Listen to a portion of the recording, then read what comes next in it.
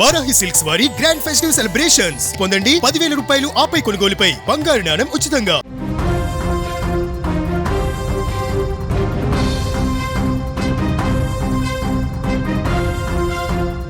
PET మోజులో భర్తను చంపేసింది. తన పాపం బయటపడకుండా గుండెపోటు డ్రామా ఆడి అంత్యక్రియలు కూడా కానిచ్చేసింది. కానీ ఒకే ఒక్క కంప్లైంట్తో దొరికిపోయింది. నిజామాబాద్లో జరిగిన ఈ ఘోరం వివాహేతర సంబంధాల్లో పచ్చని సంసారాల్లో ఏ విధంగా చిచ్చు పెడుతున్నాయో చెప్పటానికి మరొక ఉదాహరణగా ఈ ఘటన నిలిచింది. నిజామాబాద్ జిల్లా మక్లూరు మండలం బోర్గాం గ్రామానికి చెందిన రమేష్ సౌమ్య దంపతులకు 13 ఏళ్ల క్రితం పెళ్ళైంది. వాళ్ళకి 2 కుమారులు, 1 కుమార్తె కూడా ఉంది.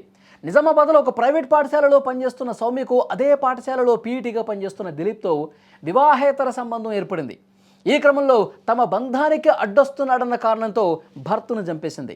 అంటే సినిమాల్లో కూడా కనిపించినటువంటి ఒక ట్విస్ట్లు ఈ స్టోరీలో ఉన్నాయండి. భర్తను అసలు ఏ విధంగా దారుణంగా చంపేసిన తర్వాత ఏ విధంగా డ్రామా ఆడిందో క్లియర్గా ఈ వీడియోలో మీకు ఎక్స్ప్లెయిన్ చేసే ప్రయత్నం చేస్తా. సౌమ్య రమేష్ 13 ఏళ్ల క్రితం పెళ్ళయింది. భర్తని చంపేసి ఏ విధంగా నాటకం ఆడిందో తెలుసా? గుండెపోటుతో ఒక్కసారిగా కుప్పకూలిపోయాడని చెప్పి నమ్మించింది. కుటుంబ సభ్యులకు ఫోన్ చేసింది, బంధువులకు ఫోన్ చేసింది, చుట్టుపక్కల ఉన్న వాళ్ళందరికీ చెప్పింది. గుండెపోటుతో చనిపోయాడు, నా దేవుడు చనిపోయాడు, నా భర్త చనిపోయాడని చెప్పి ముసలి కన్నీరు కార్చింది. అందరూ కూడా అదే నిజమేమో అని చెప్పి నమ్మేశారు. అయ్యో రమేష్ చనిపోయాడా, గుండెపోటు వచ్చిందా, ఆరోగ్యం ఎందుకు చూసుకోలేదు అని చెప్పి కుటుంబ బంధువులు వీళ్ళందరూ మాట్లాడుకున్నారు. కానీ అరే బాగా ఉన్నటువంటి వ్యక్తి, ఎలాంటి అనారోగ్యం లేనటువంటి వ్యక్తి ఏ విధంగా చనిపోయాడు, ఏ విధంగా గుండెపోటు వచ్చిందని చెప్పి ఎవరు ఆ అనుమానాన్ని రేచేలా. కానీ అట్లాగే దొంగ ఏడుపులు ఏడుస్తూ అంత్యక్రియలు కూడా చేసేసింది. అయిపోయింది. అయితే ఏమి ఏడుస్తున్నటువంటి క్రమంలో అంత్యక్రియలు జరుగుతున్నటువంటి సమయంలో స్థానికులు ఉంటారుగా, చుట్టుపక్కల ఇరుగు పొరుగు వాళ్ళు ఉంటారు కదా, వాళ్ళకి ఎక్కడో ఒక డౌట్ ఉంది. ఎందుకంటే ఇంట్లో అప్పుడప్పుడు గొడవలు జరుగుతూ ఉండేవి. మరి ఇతను ఎంత హ్యాపీగా మాట్లాడేవాడు, ఎంత ఆరోగ్యంగా కనిపించేవాడు, ఎందుకు ఆలోచన ఇట్లా అయిందని చెప్పి వాళ్ళకు డౌట్తోనే చూస్తూ ఉన్నారు. చూస్తున్నప్పుడు మెడ మీద గాయాలు అబ్జర్వ్ చేశారు. కానీ ఆమె ఏడ్చే సమయంలో, శవం ముందు పెట్టి నాటకాలు ఆడే టైంలో, అంత్యక్రియలు జరిగే టైంలో ఇంటి చుట్టుపక్కల వాళ్ళు స్థానికులు ఎవరూ కూడా క్వశ్చన్ చేయలే, ఎవరు కూడా మాట్లాడలే. తర్వాత ఏం చేశారు తెలుసా? అంత్యక్రియలు అయిపోయిన తర్వాత ఈ రమేష్ తమ్ముడు ఇజ్రాయెల్లో ఉంటాడు.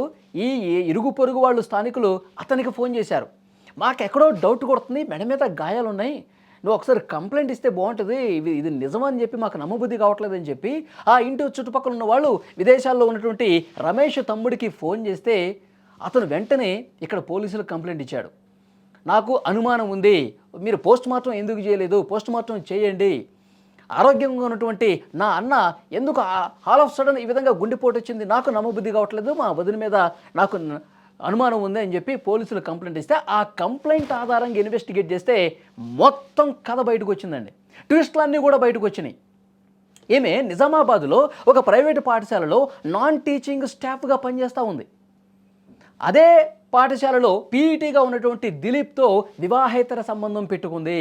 వీళ్ళిద్దరూ ఈ విషయాన్ని తెలిసిన తర్వాత రమేష్ 1-2 సార్లు మందలించాడు. ఇంట్లో కూడా గొడవలు జరిగినాయి. నా వివాహేతర సంబంధానికి, నా సుఖానికి, నా స్వేచ్ఛకు ఎందుకు అడ్డొస్తున్నావు, నిన్ను లేకుండా చేస్తానని చెప్పి ఒక ప్లాన్ ఫిక్స్ చేసింది. దిలీప్తో చెప్పింది, రమేష్ నా భర్తను చంపేసేయాలి, లేదంటే మనకు మనశ్శాంతి లేదు, మనం హ్యాపీగా ఉండలేం, మనం సుఖంగా ఉండలేం అని దిలీప్తో చెప్పి చంపాలని కుట్ర చేశారు. గత నెలలోనే సౌమ్య భర్త రమేష్ రోడ్డు మీద బైక్ మీద వెళ్తూ ఉంటే వెనక నుంచి కారుతో బలంగా గుద్దేశారండి. ప్రియుడు దిలీప్ కారుతో గుద్దేశాడు. గుద్దినప్పుడు స్వల్ప గాయాలతో బయటపడ్డాడు. రమేష్ తప్పించుకున్నాడు. వెంటనే ఆ కారు వెళ్ళిపోయింది. దాన్ని పట్టుకునే ప్రయత్నం చేశారు కానీ దొరకలా.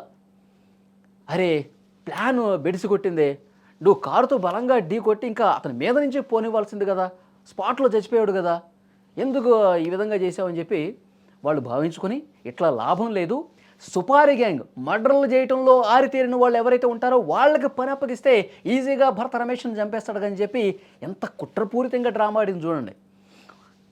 తన ఉంగరాన్ని 35,000 రూపాయలకు అమ్మేసి ఆ డబ్బులు తీసుకుని సుపారీ గ్యాంగ్కి ఇచ్చేసి పలానా రోజు మీరు రండి, నేను నిద్ర మాత్రలు కలిపి నా భర్తను పడుకోబెట్టేస్తాను, అప్పుడు వచ్చి మీరు చంపండి అని చెప్పి ఒక ప్లాన్ రచించింది.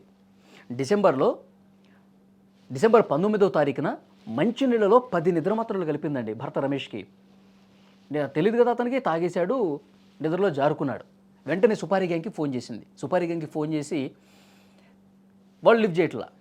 35,000 ఇచ్చింది కదా, ఇద్దరు ముగ్గురు ఉన్నారు, ఒకళ్ళకి ఫోన్ చేస్తే లిఫ్ట్ చేయాల, ఇంకొకటి ఫోన్ చేసింది లిఫ్ట్ చేయాల, వీళ్ళేమో లిఫ్ట్ చేయట్లా. ఇతనేమో 10 నిద్ర మాత్రలు ఇచ్చేసి వాటర్లో కలిపేసి ఇచ్చేసింది, ఇతను పడుకున్నాడు. వెంటనే దిలీప్కి ఫోన్ చేసింది.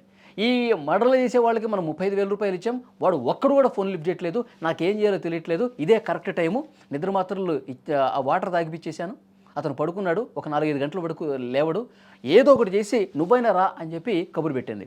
ఈ ప్రియుడు దిలీపు తమ్ముడు అభిషేక్ వీళ్ళిద్దరూ కలిసి సౌమ్య ఇంటికి వచ్చారు. ఇంటికి వచ్చి ఎంత దారుణంగా చేశారు చూడండి.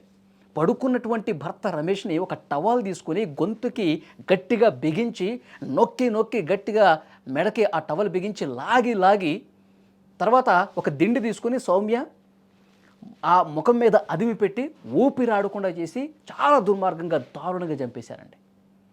చంపేసిన తర్వాత వాళ్ళిద్దరిని పంపించేసేసి గుండెపోటుతో చనిపోయాడని చెప్పి అప్పుడు నాటకాలు స్టార్ట్ చేసింది. అందరికీ ఫోన్ చేసి చెప్పింది. చూడండి, భర్తల్ని ఎంత దారుణంగా తమ సుఖాల కోసం, వివాహేతర సంబంధాల కోసం భర్తల్ని ఎంత దుర్మార్గంగా చంపేస్తున్నారు చూడండి. చాలా బాధ కలుగుతున్నటువంటి విషయం. ఆ స్థానికులు విదేశాల్లో ఉన్నటువంటి రమేష్ తమ్ముడికి చెప్పకపోయి ఉంటే సజీవ సమాధి అయిపోయేది నిజం. కానీ నిజం నిప్పు లాంటిది, ఏదో ఒకరోజు బయటపడక తప్పదు. ఇలాంటి కన్నింగ్ లేడీస్ని, భర్తల్ని చంపే ఇలాంటి దుర్మార్గపు ఆడవాళ్ళని, మదంతో తన సుఖాల కోసం భర్తల్ని చంపేస్తున్నటువంటి ఇలాంటి మహిళల్ని ఏం చేయాలండి? ఈ వీడియో చూస్తున్న ప్రతి ఒక్కరూ, మనం గత సంవత్సర కాలం నుంచి మాట్లాడుకుంటున్నాం, భర్తల్ని చాలా దారుణంగా చంపేస్తున్నారండి ఇష్టారీతన. ఇలాంటివి ఆగాలంటే చట్టాల్లో మరింత బలోపేతం కావాల్సినటువంటి అవసరం ఉంది. చాలా కఠినంగా ఇలాంటి ఆలోచన చేయాలంటే భయపడే విధంగా కఠినంగా శిక్షించాల్సినటువంటి అవసరం ఉంది. ఏం చేయాలి ఇలాంటి మహిళల్ని? Please comment. బోర్గా గ్రామంలో ఒక వ్యక్తి అనుమానాస్పదంగా మృతి చెందాడు. ఆ వ్యక్తి యొక్క మృతదేహాన్ని అదే రోజు పూడ్చివేయడం జరిగిందన్న సమాచారం పోలీసులకు రావడం జరిగింది. ఈ కంప్లైంట్ బేస్ చేసుకుని పోలీసు వారు 24/12/25 రోజు డాక్టర్ల సహాయంతో బాడీని ఎగ్జామినేషన్ చేసి పూర్తిగా ఎగ్జామిన్ చేయడం జరిగింది. ఆ తర్వాత కొంత అనుమానాస్పదం ఉండడంతో ఆ ఎవరైతే అనుమానాస్పదంగా భార్య పేరు చెప్పడం జరిగింది స్వప్న, దాంట్లో ఆమె ప్రియుడు అయినటువంటి దిలీప్ అదుపులోకి తీసుకోవడం జరిగింది. వీళ్ళతో కలిసి విచారించి ఏ విధంగా చంపాలి అని చెప్పేసి వాళ్ళతో ఒప్పందం చేసుకోవడం జరిగింది.